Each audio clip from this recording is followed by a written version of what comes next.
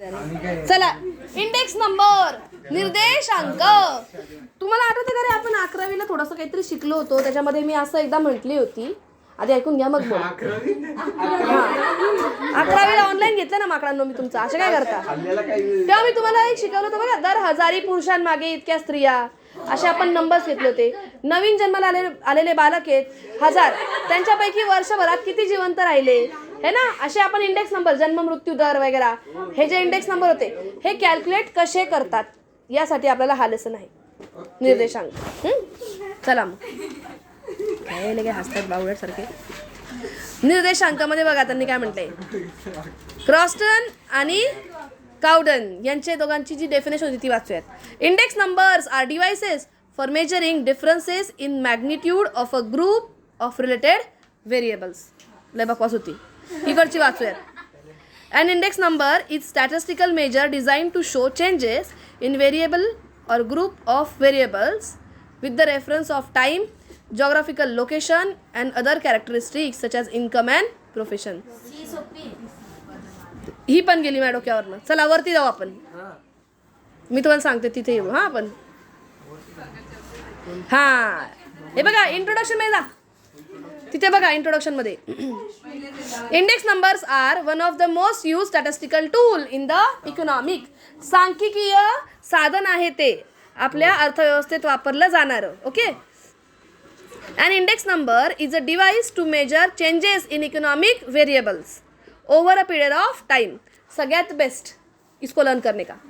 An index number is a device to measure changes in an economic variables. मग economic variables कोणते कोणते आहेत, तर ग्रॉस डोमेस्टिक प्रोडक्ट आहे जो आपण म्हणतो तो आहे. त्याच्यानंतर आपण म्हणतो ना जनरल प्राईस लेवल किती आहे आपल्या देशाची, या सगळ्या गोष्टी. जसं कोणतं बघा, in present context it is also use to measure trends in the wide variety of areas that includes stock market prices, cost of living. Standard of living कसं असतं तसं सेम कॉस्ट ऑफ लिव्हिंग, जगण्याचा basic खर्च किती येतो आपल्याला, हे काढायला आपल्याला कोण मदत करेल, इंडेक्स नंबर मदत करेल.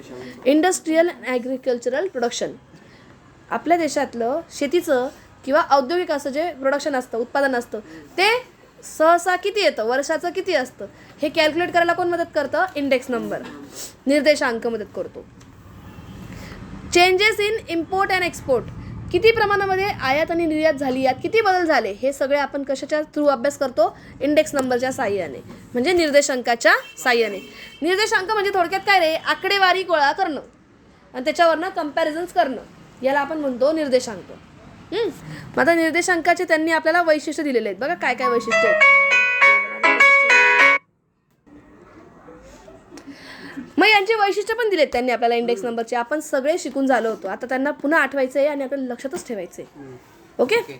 पहिलं वाला, निर्देशांक हे सांख्यिकीय साधन आहे. इट इज स्टॅटिस्टिकल टूल, है ना, 4 मार्काला आला तर. निर्देशांक हे काय आहे, सांख्यिकीय साधन आहे, म्हणजे इट इज स्टॅटिस्टिकल टूल. समजा, ही सगळ्यात पहिलं फीचर. दुसरं फीचर, निर्देशांक हे सरासरी काढण्याचे एक विशिष्ट साधन आहे आणि ते शेकडेवारी काढण्यास सुद्धा उपयोगी ठरते. तुम्ही शेकडेवारी काढा, एव्हरेज करा, हे सगळं कशात केलं जातं, इंडेक्स नंबरमध्ये केलं जातं, निर्देशांकामध्ये केलं जातं. निर्देशांक हे सरासरी काढण्याचे एक विशिष्ट साधन आहे आणि यात शेकडेवारी काढायला सुद्धा मदत होते. समजा. मग त्यांनी सरासरी म्हणजे काय रे, एव्हरेज, आणि शेकडेवारी म्हणजे percentage. Index numbers are specialized averages. Index number हे काय आहे, स्पेशलाइज्ड एव्हरेजेस आहेत. प्लस त्याच्यामध्ये आपण ते पर्सेंटेजमध्ये सुद्धा काय करू शकतो, एक्सप्रेस करू शकतो. म्हणजे फॉर एक्झाम्पल बरं का, आपण म्हटलं आपल्या देशामध्ये साक्षरता दर किती आहे, तर त्यांनी इंडेक्स नंबर सांगितला 100च्या साधारण 80 लोक साक्षर आहेत, है ना. हे त्यांनी काय सांगितलं, नंबर सांगितला एव्हरेजवाला. आता आपण म्हटलं आम्हाला टक्केवारीत सांगा, तर मग कसं करणार तुम्ही, 80/100 गुणिले 100 किती आले, 80% आले. मग भारताची साक्षरता दर किती आहे, 80%. आलं का लक्षात. म्हणजे इंडेक्स नंबर हा तुम्हाला एव्हरेजमध्ये पण सांगता येतो, सरासरीमध्ये सुद्धा, आणि प्लस तो पर्सेंटेजमध्ये सुद्धा काय होतो, एक्सप्रेस होतो. कळलं का. हे तुमचं दुसरं फीचर आहे. वाचा ते फीचर पुन्हा एकदा. इंडेक्स नंबर्स आर स्पेशलाइज्ड एव्हरेजेस, ते काय असतात, स्पेशलाइज एव्हरेज म्हणजे सरासरीमध्ये व्यक्त होऊ शकतात. And which are capable of being expressed in percentage. म्हणजे ते पर्सेंटेजमध्ये सुद्धा एक्सप्रेस करू शकतो. मग तुम्ही एवढी मोठी लँग्वेज नाही लिहिली अवघड आणि असं म्हटलं we can express it in also percentage, असं जरी म्हटलं तरी चालतं आहे. आपण याला पर्सेंटेजमध्ये सुद्धा काय करू शकतो, हे एक्सप्रेस करू शकतो, काढू शकतो, असं लिहिलं चालेल. तिसरं बघा काय, index number measure the net change in one or more related variables over the period of time between two different times periods और टू डिफरंट लोकॅलिटीज. नेट चेंज, निव्वळ बदल, काही ठराविक पिरियडमधला वेगवेगळ्या ठिकाणचा किंवा वेगवेगळ्या कालावधीचा हा निव्वळ फरक हा आपल्याला काढायला कोण मदत करतं, इंडेक्स नंबर करतं. म्हणजे 2019मध्ये एवढी सरासरी साक्षरता दर होता आणि आता 2021मध्ये किंवा 2022मध्ये एवढा काय आहे, साक्षरता दर आहे. ठराविक कालावधीत किंवा आपण म्हणतो ना केरळमध्ये जास्त साक्षरता दर आहे तर महाराष्ट्रामध्ये थोडासा त्याच्यापेक्षा कमी आहे. हे पर्सेंटेज कोणी आपल्याला एक्सप्रेस करायला मदत केली, इंडेक्स नंबरने. कळलं, निर्देशांक. जिथं आकडेवारी गोळा केली ना तिथे निर्देशांक भाऊ आहेत, समजा. Index numbers are two types. नाही, index number which is computed from a single variable. हां बरोबर, सिंगल व्हेरिएबलने काढलं तर त्याला आपण म्हणतो युनिव्हेरिएट इंडेक्स. आणि जिथे तुम्ही ग्रुप ऑफ व्हेरिएबल्सला यूज करतात त्याला म्हणतात कंपोजिट इंडेक्स. एक असतो आपल्याकडे कंपोजिट इंडेक्स, त्याला म्हणतात संमिश्र ना, संमिश्र निर्देशांक. आणि व्हेरिएटला काय म्हणतो आपण, पहिला कोणता आहे, एका आर्थिक चराच्या साहाय्याने काढतो त्याला काय म्हणता, नाही, एकीकृत निर्देशांक. हे बघा तिथे दिलंय बघा, एका चलाच्या साहाय्याने मोजला जातो तो एकीकृत निर्देशांक. तर या उलट चलांच्या अनेक गटांपासून तयार केला जातो त्याला म्हणतात संयुक्त निर्देशांक. संमिश्र नाही, काय म्हणता, संयुक्त निर्देशांक. आलं लक्षात. मग त्यांनी अजून म्हटले बघा एक खाली, निर्देशांक हा चालू वर्षासाठी तयार केला जातो. म्हणजे इंडेक्स नंबर हा आपण करंट इयरसाठी काय करतो, फॉर्म करतो, समजा. कळलं का. नेक्स्ट काय बघा, ज्या वर्षापासून बदल मोजले जातात त्याला काय म्हणता, मूळ वर्ष, बेसिक इयर. त्याला काय म्हणतात, बेस इयर म्हटलं जातं. जेव्हापासून तुम्ही चेंजेस काउंट करतात त्याला तुम्ही काय म्हणणार, बेस इयर म्हणणार. म्हणजे तुम्ही म्हणता महागाई एवढी वाढली, कधी होती, पहिले किती होती, त्याला आपण काय म्हणणार, बेस इयर. कारण तोच नसता तर आपल्याला महागाई किती वाढली हे कळत नसतं ना. So base year is very important, समजा. इंडेक्स नंबर तुम्हाला जर का मोजायचा आहे तर तो बेस इयरने मोजला जातो. इंडेक्स इयर हा करंट इयरसाठी असतो. इंडेक्स नंबर म्हणजे निर्देशांक जो बनवतो तो आपण चालू वर्षासाठी बनवतो आणि त्याच्यासाठी तो मोजायसाठी आपल्याला काय लागतं, मूळ वर्ष लागतं, है ना, बेसिक इयर लागतं. नंतर अजून काय म्हटलंय त्यांनी, मूळ वर्षाचा किंमत निर्देशांक हा नेहमी 100 गृहीत धरला जातो आणि त्यानुसार चालू वर्षातील मूल्याप्रमाणे मोजला जातो. म्हणजे जेव्हा आपल्याला बेस इंडेक्स नंबर काढायचा असतो किंवा इंडेक्स नंबर काढायचा आहे तेव्हा तुम्ही त्याला डिवाइड कशाने कराल, 100ने. कळलं का. बेस काय धराल त्याचा, तुम्ही 100 म्हणाल. नंतर त्यांनी काय म्हटली, एक लास्टवालं, अर्थव्यवस्थेतील कल आणि बदल मोजण्यासाठी निर्देशांकाचा वापर केला जातो. याला ना आपण आर्थिक क्रियांचा वायुभार मापक असं म्हणतो. बॅरोमीटर ऑफ इकॉनॉमिक ॲक्टिव्हिटी असं आपण त्याला म्हणतो. कारण हा आहे ना इकॉनॉमीमध्ये, अर्थव्यवस्थेमध्ये कोणत्या प्रकारचा ट्रेंड आला, कोणत्या प्रकारचा चेंज झाला हा आपल्याला मोजायला मदत करतो. फॉर एक्झाम्पल आपले जेव्हा मोदी काका आले ना त्याच्यानंतर आपला देशाचा ट्रेंड कशाकडे वाढला, डिजिटलायझेशनकडे वाढला, है ना. म्हणजे भले त्यांनी आता तसं पाहिलं तर बघा तुमच्या व्हॉट्सअपच्या स्टेटसला पण येतं बघा की त्यांनी काय केली आहे, महागाई वाढवली आहे वगैरे वगैरे, है ना. तुम्हाला जर का आपली प्रगती दाखवायची तर प्रगती कशी दाखवणार, संख्येने दाखवणार. आणि ती संख्येने कशी दाखवणार तर इंडेक्स नंबरच्या साहाय्याने. आपल्या अर्थव्यवस्थेत ज्या ज्या गोष्टी घडता आहेत त्या सगळ्या गोष्टी आकडेवारीने मांडणं याला म्हणतो आपण वायुभार मापक. निर्देशांक काय काम करतो, वायुभार मापक. म्हणजे barometer of economic changes. Nifty वगैरे ते पण निर्देशांकच असतात. आपला जो सोन्याचा भाव आपण काढतो तो निर्देशांकच असतो. सोन्याचा भाव दर दिवसाला चेंज होतो ना, हा कोण काढतं, निर्देशांकच असतो तो, समजा. तो काढण्यासाठी जी टेक्निक यूज केली जाते ती काय असते? निर्देशांक असते. तुमच्या निर्देशांकाचे 8 तुम्हाला फीचर्स कळाले का? आपण या फीचर्स निर्देशांकाचे टाईपसुद्धा शिकलो होतो. आता आपण त्यांना पुन्हा शिकूया बरं का. कोणते कोणते इंडेक्स नंबर असतात बघा. टाईप्स ओनली 4 आहे आपल्याकडे. त्यांना लई व्यवस्थित लक्षात ठेवलं तर काय मग टेन्शनच नाही येत आपल्याकडे. हो मग 1 मिनटं द्या हां मला. अजून 2 गोष्टी पाठ कराव्या लागतील तुम्हाला, कारण म्हणून मी थांबायला लावलं तुम्हाला. 1 मिनटं थांबा. हां तुम्हाला आहे ना, यात मी तुम्हाला काय बोलली होती? फीचर्स आणि हे बोलली होती तुम्हाला टाईप्स, है ना. फीचर्स, टाईप्स आणि एखादा सम. पण फीचर, टाईप्स आणि एखादा सम प्लस एक गोष्ट पाठ करायला लागेल तुम्हाला. Method of constructing index number. Index number calculate करायची मेथड. मग तुम्ही मॅम मेथडमध्ये तुम्हाला आम्हाला काय पाठ करायचं आहे? फक्त फरक स्पष्ट करासाठी पाठ करायचं आहे. फक्त आणि फक्त फरक स्पष्ट करासाठी पाठ करायचं आहे ते तुम्हाला. मेथड्स, भारान्वित निर्देशांक आणि साधा निर्देशांक, हे जे दोघं आहेत ना, वेटेड इंडेक्स नंबर आणि सिंपल इंडेक्स नंबर, हे लोक तुम्हाला फक्त आणि फक्त फरक स्पष्ट करासाठीच पाठ करायचं आहे. समजा. अतिप्रकार बघून घेऊयात चला. प्रकारमध्ये 4 आहेत. एक आहे प्राइस इंडेक्स नंबर म्हणजे किंमत निर्देशांक. 2 नंबरला आहे क्वालिटी इंडेक्स नंबर म्हणजे क्वांटिटी संख्यात्मक निर्देशांक. नंतर आहे व्हॅल्यू इंडेक्स नंबर मूल्य निर्देशांक. आणि लास्ट आहे स्पेशल पर्पज इंडेक्स नंबर. मग तो विशिष्ट सगळ्या बाबतींमध्ये. जसं तुम्ही म्हणाल की मॅडम आपल्या देशात कॉस्ट ऑफ लिव्हिंग किती आहे, म्हणजे जगण्याचा खर्च किती आहे अंदाजे, हा जो मी काढेल ना तो कशाने काढेल? इंडेक्स नंबरने काढेल. तो स्पेशली कॉस्ट ऑफ लिव्हिंगसाठीचा इंडेक्स नंबर राहील. याने मला विचारलं मॅम आपल्या देशात महागाई किती आली आहे, ह्याच्यासाठी जो मी कॅल्क्युलेशन करेल तो स्पेशल इंडेक्स नंबर आहे, म्हणजे विशेष निर्देशांक आहे. समजा याने मला विचारलं की मॅम या वस्तूची किंमत कशी ठरली, मग मी प्राइस इंडेक्स नंबर वापरेल. समजा. मग बघा इंडेक्स नंबरचे प्रकार 4. किंमत निर्देशांक पहिला. It measures general changes in price of goods. It compares the level of prices between 2 different time period.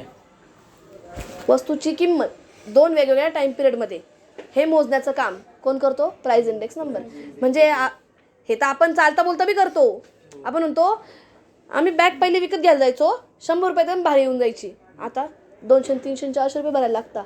म्हणजे कितीनी वाढलं? जवळजवळ 300-400 रुपयांनी किमती वाढल्या. हा काय झाला तुमचा? Price index number. कळलं का? किंमत निर्देशांक. 2 वेगळ्या भिन्न कालावधींमध्ये वस्तूंच्या किमतींमध्ये जो बदल होतो ना तो आपण मोजतो, त्याला म्हणतात किंमत निर्देशांक. समजा. नेक्स्ट आहे तुमचा कुठे गेला वरती? Quantity index number. It is also called as volume index number. आवाज वाढवायचा आहे? व्हॉल्यूम म्हणजे प्रमाण मोजणारा इंडेक्स नंबर. कळलं का? म्हणजे ना तुम्ही ते कविता, आपण एक कविता बघितली होती. ती कविता कोणाची होती? त्यांचं नाव काय? हॅपीवाला तो लेसन होता बघा. Have you on your tomorrow. Edgar guest. त्यांनी ना 2 व्हॉल्यूम लिहिले होते ग्रंथ.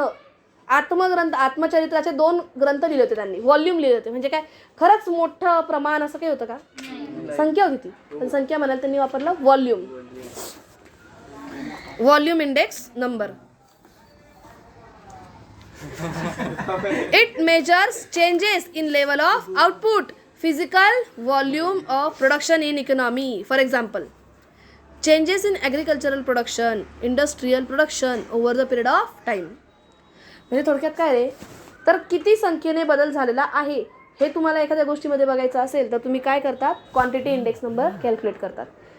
आत्ताच्या काळामध्ये आपल्या शेतीमध्ये किती सुधारणा झालेली आहे, कशाने काढणार? Volume index number. म्हणजे हा क्वांटिटी इंडेक्स नंबर म्हणजे संख्यात्मक निर्देशांक. किती प्रमाणामध्ये आपली निर्यात वाढली आहे? संख्यात्मक निर्देशांक. कळलं का? आयात कितीने वाढली, निर्यात कितीने वाढली, किती सारे इंडस्ट्रियल प्रोडक्ट्स आपण तयार केले? संख्यात्मक निर्देशांक. मॅम त्यांनी import export index number special पर्पजमध्ये दिले. हो थांब जरा. मग आता बघा क्वांटिटी इंडेक्स नंबर अजून काय येतं बघा.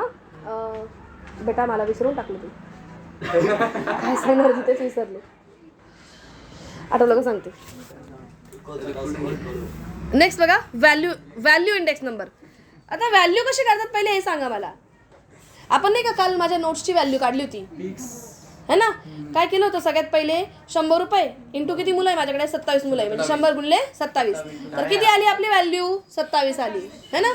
तुमच्या इथे रेकॉर्डिंग चालू आहे रे. माझी रेकॉर्डिंग चालू आहे जरा नीट तर वागा. मग बघा the value of commodity is the price of its price and quantity. Value म्हणजे काय. व्हॅल्यू म्हणजे काय मूल्य. मूल्य म्हणजे कसं तर प्रोडक्टची प्राइस आणि त्याची क्वांटिटी. त्या प्रोडक्ट्सची नगसंख्या त्या वस्तूंची नगसंख्या इंटू त्या वस्तूची किंमत याला आपण व्हॅल्यू म्हणतो. समजा म्हणजे त्याला आपण म्हणू शकतो का रे मूल्य इन्कम म्हणू शकतो ना आपलं. मग बघा फॉर एक्झाम्पल दिलंच नाही यांनी. हां value index number measures the changes in value of variable in terms of rupee. कितीने किंमत वाढली हे कसं मोजणार आपण इन टर्म्स ऑफ रुपी. पैशाच्या स्वरूपात आपण तो बदल मोजतो. It is more informative index as it combines both changes in price as well as changes in quantity. Quantity index वरती वेगळा होता की नाही आणि प्राइस इंडेक्स पण वेगळा होता. आता प्राइस आणि क्वांटिटीला इंटू केलंय तो व्हॅल्यू इंडेक्स आहे. मग सगळ्यात जास्त इफेक्टिव्ह त्यांनी म्हटलंय की व्हॅल्यू इंडेक्स आहे. कारण व्हॅल्यू इंडेक्समध्ये म्हणजे मूल्य निर्देशांकामध्ये 2 लोक कंबाईन होत आहेत. किंमत पण आणि नगसंख्या पण है ना. किंमत इंटू नगसंख्या झालं म्हणजे हे उलट जास्त इन्फॉर्मेशन देणारा हा इंडेक्स नंबर आहे. कोणता व्हॅल्यू इंडेक्स नंबर. मूल्य निर्देशांक. आणि लास्ट उरला तो आपला बघा special purpose index number. They are constructed with some specific purpose. यांना काही स्पेसिफिक पर्पज विशेष पर्पजसाठी काय केलेलं असतं कॅल्क्युलेट केलं जातं. For example import export index labour productivity index आणि शेअर प्राईस इंडेक्स किंवा शेअर प्राईस इंडेक्स किंवा तुम्ही म्हणू शकतात foreign exchange rate index. Foreign एक्सचेंजचे रेट जे चेंज होतात ते सुद्धा आपण कशात मोजतो स्पेशल पर्पजमध्ये मोजतो. हे तुमचे होते इंडेक्स नंबरचे टाईप्स. आता आपल्याला लास्ट बघायचं आहे फरक स्पष्ट करा याच्यातला. तो आहे methods of constructing index number. Index number calculate करायला 2 प्रकारच्या मेथड आहेत. एक आहे सिम्पल आणि एक आहे वेटेड. याचं एक नॉर्मल एक्झाम्पल देते मी तुम्हाला सिम्पल आणि वेटेडचं. सिम्पल आणि वेटेडचं मी तुम्हाला एक नॉर्मल एक्झाम्पल देते. हां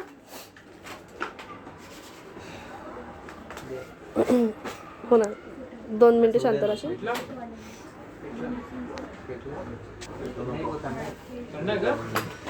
रेकॉर्डिंग चालू आहे माझी. तुमचे तोंड बंद ठेवा.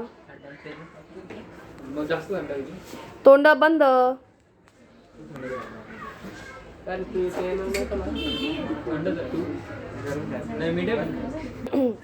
सिम्पल इंडेक्समध्ये आणि वेटेड इंडेक्समध्ये काय फरक आहे ते दाखवायचं आहे मला तुम्हाला. बघा सगळ्यात पहिला वाला चार्ट बघा. त्याच्यामध्ये वस्तू दिलेल्या आहेत त्या वस्तूंची किंमत दिलेली आहे आणि त्याची क्वांटिटी दिलेली आहे. पी म्हणजे किंमत प्राइस. क्यू म्हणजे क्वांटिटी म्हणजे नगसंख्या. करंट इयरची दिली आहे आणि बेस इयरची दिली आहे. म्हणजे बेस इयरला किंमत होती 20 तर मागणी होती 4 क्वांटिटी होती 4 आणि करंट इयरला प्राइस किती आहे 30 आहे तर क्वांटिटी किती आहे 6. बघा आता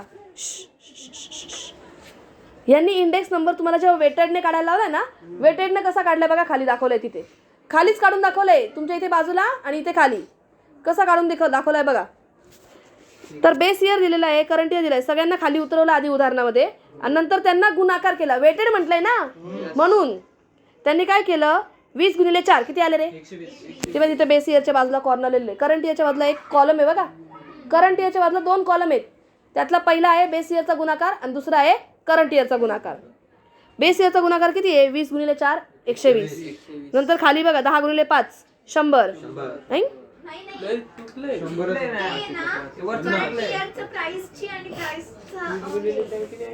थांब एक मिनिट मला बघू देते. 20 गुणिले 4 किती होता 20 गुणिले 4 किती होता 80 होतात बघा त्या साईडला दिलेत 80. ओके नंतर 10 गुणिले 5 किती होता 50. नंतर दिले 40 गुणिले 8 8 चौक 32 320. नंतर 4 चौक 16 4 चौक सॉरी अमाऊंट 3 आहे 4 त्रिक 12 120. आता या सगळ्यांची टोटल मारली किती आली बेस इयरची टोटल 570. सेम तसं त्यांनी करंट इयरचा पण गुणाकार केला. आता इंडेक्स नंबर कसा काढला बघा त्यांनी, त्या वस्तूच्या प्राइस इंडेक्स नंबर काढला. करंट इयरचा गुणाकार बाई बाजूला आहे ना. मॅम तो टेबल समजणार नाही. आणि बेस इयरच्या क्वांटिटीचा आहे. नाही ग बाई थांब. मॅम त्यांनी पण दिले बघा. हा ऐका आता, त्यांनी बेस इयरची प्राइस घेतली आहे, बेस इयरची क्वांटिटी घेतली आणि करंट इयरची प्राइस घेतली आहे. असं का घेतलं असेल आता याचं कारण सगळ्यात पहिले, क्वांटिटी कोणती घेतली लास्ट इयरची आणि प्राइस कोणती घेतली ह्या वर्षीची. असं का घेतलं, कारण आपण ह्या बॅगबद्दल बोलतो ना. हा म्हटला मॅम ही बॅग मी जेव्हा घेतली ती 100 रुपयाला होती, आता हीच बॅग जर का मी घ्यायला गेलो तर मला ती 400 रुपयाला मिळतीये. म्हणजे याने एकाच बॅगची किंमत 2 वेळा सांगितली. कळलं का? म्हणजे एक कॅल्क्युलेशन बेस इयरचं आहे ते तिकडचं आणि एक आहे करंट इयरचं. फर्स्ट नंबरला दिलं ते करंट इयरचं कॅल्क्युलेशन आहे. क्वांटिटी कोणती आहे बेस इयरची, किती आहे क्वांटिटी 4. करंट इयरला प्राइस किती आहे 30 आहे. 4 गुणिले 30 किती आले 120. पुन्हा 5 गुणिले 20 किती आले 100. नंतर 8 गुणिले 60 480 आणि 4 गुणिले 40 160. आता त्यांनी काय केलं रे, मी तुम्हाला पहिले पण बोलली होती, आपण जेव्हा काही गोष्टी कॅल्क्युलेट करतो 9 भागिले जुनं, आपण नाही का सकाळी पण केलं होतं, न्यू डिवाइड बाय ओल्ड. 9 किती होते 860, जुने किती होते 570 आणि याला गुणिले केलं 100. आला का टक्केवारीमध्ये उत्तर 150.87. तुम्ही याला जर का 100ने गुणलं नसतं ना तर ते वेगळंच आन्सर आलं असतं. करून बघा बरं. 860 भागिले 570 कॅल्सीवर घ्या, 1 पॉईंट काहीतरी आलं असतं ते. 860 भागिले 570 1.508. 1.508 हे की नाही. हे आलं का तुझं 1.508 हा ना. आता गुणिले 100 कर त्याला. आता आलं तुमचं 150.87. आलं लक्षात. याला म्हणतात कोणता इंडेक्स नंबर, भारान्वित इंडेक्स नंबर, भारान्वित निर्देशांक, भारान्वित weighted index number, weighted index number. आणि ना तुम्हाला जर का तुम्हाला हवा असेल सिंपल इंडेक्स नंबर तो पाहायचा या इकडे पेज नंबर 57 वरच आहे, पण ते नाही का वेटेड इंडेक्स नंबरच्या वरती दिलेलं आहे बघा, व्हॅल्यू इंडेक्स नंबर. दिसला का तुम्हाला 100. चला यांनी कसं कॅल्क्युलेट केलं इथे बघा बरं. काय केलं ना, लक्ष द्या ना. काय आहे प्राइस बघा, प्राइस 5 आहे, 10 आहे, 15 आहे आणि 20 आहे. क्वांटिटी किती आहे बेस इयरची 4 3 2 1. तिकडे करंट इयरला पण बघा प्राइसेस वेगळ्या क्वांटिटी वेगळी.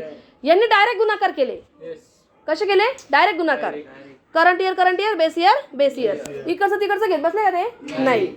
बघा 5 चोक 20 10 त्रिक 30 असे केले टोटल. हा इकडची टोटल आली 100, तिकडची टोटल आली 880. आणि आपण काय घेतो 9 भागिले जुनं. 9 किती 880, जुनं किती 100, किती आले गुणिले 100 करायचं होतं, पुन्हा आला 880. हा होता सिंपल म्हणजे साधा निर्देशांक. आणि तो तिकडे बघितला तो होता वेटेड निर्देशांक. याच्यामध्ये आवड काय आहे का रे. मला एवढं कळलं आहे. मला काय कळलं मी तुम्हाला सांगते. मला काय कळलं, साध्यामध्ये काय करायचं आहे आपल्याला, बेस इयरची प्राइस बेस इयरची क्वांटिटी यांचाच गुणाकार करायचा आहे. करंट इयरची प्राइस करंट इयरची क्वांटिटी यांचाच गुणाकार करायचा आहे. पण जेव्हा वेटेड एव्हरेज आला ना तेव्हा हा आठवायचा, याला आठवून घ्यायचा आहे हे की नाही. का बरं, कारण हा सांगत होता ही बॅग मी आधी आणली होती 100ला, हीच बॅग मी आता आणायला गेलो 400 रुपयाला. म्हणजे यांनी काय केलं, क्वांटिटी बेस इयरची आणि प्राइस दोन्ही वर्षांच्या. कळलं का. आणि 9व्याला भागिले काय करणार जुनं करणार. कळलं का निर्देशांक. उगाच थांबली नाही का एवढे दिवस. सोपं वाटलं मला.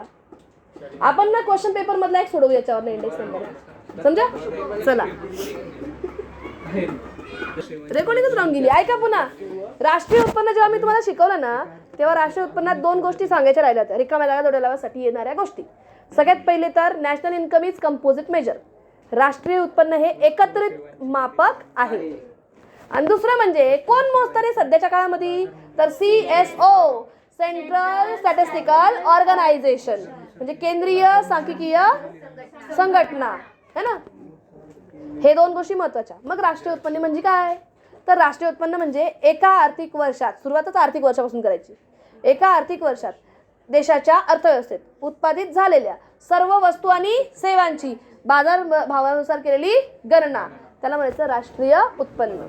म्हणजे इंग्लिशमध्ये aggregate monetary value of all goods and services produced in an economy during a financial year. ठरलेल्या फायनान्शियल इयरमध्ये देशाच्या अर्थव्यवस्थेत जेवढ्या वस्तू आणि सेवा काय होतात, प्रोड्यूस होतात. कळलं का? All goods and services produce in an economy, है ना, ड्यूरिंग द फाइनेंशियल पीरियड. इसको हम लोग बोलते हैं नेशनल इनकम. म्हणजे सुरुवात मी अशा करेल रे. National income is a aggregate monetary value of all goods and services produce in an economy during the financial year. आपण ह्याला म्हणतो नॅशनल इन्कम. ओके. आता हे नॅशनल इन्कम जे काय आहे ना, का बरं मोजायची गरज पडली रे? तुला ते फीचर्स इम्पॉर्टन्स हे लोक का असतात माहिती का? ते सांगतात की का नॅशनल इन्कम मोजायची गरज पडली, क्योंकि इसका ये उपयोग होता है. म्हणजे तुम्हाला कधी असं मम्मी लोक असे कुठे घेऊन गेले आपल्याला बूर, तर आपले लोक विचारतात का रे भाऊ तू कॉमर्स घेतलं, असा प्रश्न विचारतात जसं काय मोठं केलंय आपण. मग आपण त्यांना समजून सांगतो की कॉमर्समध्ये काय आहे, शेवटी आर्ट्सवाला घरी बसू शकतो, मेडिकलवाला घरी बसू शकतो, कॉमर्सवाला घरी बसणार नाही. तो कुठं नुकुठं काय करेल, पैसे कमवेल. आर्ट्सवाल्याला अकाउंटिंग करायला लावा बरं, करेल का तो? कॉमर्सवाल्याला आर्ट्सवाल्या लोकांचे कामं करायला लावा, आपण सहज करतोय, हे की नाही. सायन्सवाले एवढे मोठमोठे डॉक्टर होतील, काय काय होतील, शेवटी अकाउंटिंग करायला कोणाकडे येतील, कॉमर्सवाल्यांकडे. असं आपण काय सांगितलं, कॉमर्सचं महत्त्व सांगितलं, है ना, कॉमर्सचे वैशिष्ट्य सांगितले, कॉमर्सचे फीचर सांगितले. सेम नॅशनल इन्कम काय को मोजा. चलो देखते. सगळ्यात पहिलं मला एक सांगा, नॅशनल इन्कम मध्ये एका व्यक्तीचा विचार होता की सगळ्यांचा विचार होता? सगळ्यांचा. मग याला मायक्रो इकॉनॉमिक कन्सेप्ट म्हणणार की मॅक्रो इकॉनॉमिक, है ना. सूक्ष्म की स्थूल? स्थूलला अजून एक टोपण नाही माहिती तुम्हाला, समग्र. ह्यांना आहे दोन नावं, समग्र किंवा स्थूल. स्थूल मॅक्रो इकॉनॉमिक कन्सेप्ट. मी जे म्हटली होती ना ते इथं खाली दिलेलं आहे बघा. चला, macro economic concept. National income ही काय आहे, मॅक्रो इकॉनॉमिक कन्सेप्ट आहे. म्हणजे राष्ट्रीय उत्पन्न ही स्थूल अर्थशास्त्रीय संकल्पना आहे. कारण याचा इंडिव्हिज्युअलशी संबंध आहे की टोटल नेशनशी संबंध आहे, है ना. So this is macro economic concept. म्हणून ही काय आहे, स्थूल अर्थशास्त्रीय संकल्पना आहे. मग त्यांनी म्हटलंय value of only final goods and services. म्हणजे आपण मार्कर बनवत होतो, मार्कर बनवताना प्लास्टिक उरलेलं आहे, त्याची पण किंमत ऍड करायची का नाही? फायनल गुड्स आणि सर्व्हिसेसची काय करायची, व्हॅल्यू इन्क्लूड करायची. म्हणजे मी तुम्हाला म्हटलं, मी ना तुमचा क्लास घेताना तुम्हाला नोट्स पण दिल्या होत्या ना, आता सध्या आपण नोट्सच ॲड करू, असं आहे का? नाही. फायनल टोटल किती होणार आहे सगळ्या गोष्टींची, ती तुम्ही नॅशनल इन्कममध्ये ॲड करणार. म्हणजे मी म्हटलं मी 100 रुपये गुणिले 200 2700 रुपये माझा इन्कम, असं म्हणणार आहे का मी? नाही. हे इंटरमिजिएट झालं, मेरे को फायनल बताना पडेगा. तुमची फी किती होती ते माझं नॅशनल इन्कम, कळलं का? म्हणजे ते माझं इन्कम नॅशनल इन्कममध्ये ॲड होईल. आलं लक्षात? म्हणून त्यांनी म्हटलंय की डबल काउंटिंगचा प्रॉब्लेम जर का तुम्हाला अवॉइड करायचा असेल तर तुम्हाला काय करावं लागेल, नॅशनल इन्कममध्ये फायनल गुड्स आणि सर्व्हिसेसची व्हॅल्यू ॲड करायची. डबल काउंटिंग म्हणजे दुहेरी गणना ही नको व्हायला आहे ना. म्हणजे फायनली तयार झालेत ना, ज्या वस्तू विकायला आल्या आहेत बाजारात त्यांचीच व्हॅल्यू घ्यायची. ज्या वस्तू डायरेक्ट बाजारात फायनली प्रोव्हाइड केल्या जातात त्यांची व्हॅल्यू घ्यायची. समजा. नंतरचा फीचर बघा तिसरं, चिप्राय नेट ॲग्रिगेट व्हॅल्यू. असं का म्हटलं त्यांनी? त्यांचं म्हणणं होतं की बाबा हे बघा का, तुम्ही इन्कम कमवलं सगळ्यांनी, तुम्ही म्हटलं मॅम आम्ही इन्कम कमवलं 2 लाख रुपये. अरे पण तुमची ॲसेट डेप्रिसिएट झाली का नाही वर्षभरात? म्हणजे तुम्हाला कधी पण नॅशनल इन्कम कॅल्क्युलेट करताना एक गोष्ट वजा करावी लागेल, ती आहे घसारा, डेप्रिसिएशन. कळलं का? राष्ट्रीय उत्पन्न हे मोजताना घसारा वजा केला जातो, म्हणून त्याला म्हटलं जातं निव्वळ राष्ट्रीय उत्पन्न. कळलं का? While calculating national income, depreciation is deducted, so it is called as net national income. हा, net aggregate income, sorry. Appreciation धरत नाही पण depreciation वजा करतात. वाढ. जशी आपल्या शेअर्सच्या भावामध्ये वाढ होते, सोन्याच्या भावात वाढ होते, त्याला ॲप्रिसिएशन म्हणतात. चला, नेट इन्कम फ्रॉम अब्रॉड. असं का म्हणलं रे त्यांनी? म्हणजे त्यांचं म्हणणं असं होतं की जे फॉरेनचं इन्कम होतं की नाही चेतना, ते आपल्याला कसं ॲड करायला लागतं, नेट इन्कम ॲड करायला लागतं. म्हणजे तुम्ही काय करणार, एक्सपोर्टमधनं इम्पोर्ट मायनस करणार आणि म्हणजे नेट इन्कम होईल ना त्याला तुम्ही काय करणार, राष्ट्रीय उत्पन्नामध्ये ॲड करणार. म्हणजे मी असं म्हणू का, निर्यातीचं जेवढं उत्पन्न आलं त्यातनं आयातीचं उत्पन्न वजा केलं, त्याला काय म्हणणार, निव्वळ काय, विदेशी समग्र मूल्य. निव्वळ समग्र मूल्य. तिसरा ना हे पण 4था पॉइंट, चौथा आहे का? विदेशी निव्वळ उत्पन्न. विदेशी निव्वळ उत्पन्न. कधी, म्हणजे झोपेतच सगळे, निर्यातीची जी व्हॅल्यू होती ना त्यातनं आयात वजा करायची आहे, त्याला म्हणतात विदेशी निव्वळ उत्पन्न. हे झोपेत काही